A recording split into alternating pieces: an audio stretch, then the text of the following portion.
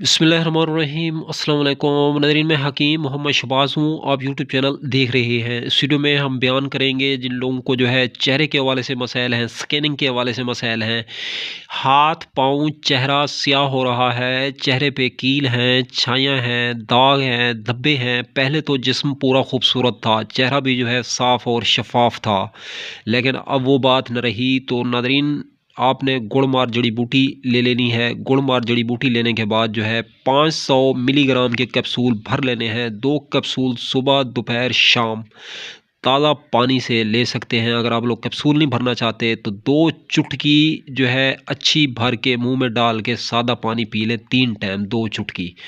तो नाज़रीन, आपका चेहरा और पूरा जिस्म जो है इससे पूरा स्किन हो जाएगा, साफ़ हो जाएगा, शफ़ाफ़ हो जाएगा इंशाअल्लाह अल्लाह के फ़ज़ल और करम से। तो नाज़रीन, इसको सादा पानी से इस्तेमाल करें। जिस्म में कोई भी खून की ख़राबी के हवाले से जो है मर्ज़ होगी या मसला होगा तो आपका इंशाअल्लाह हल हो जाएगा।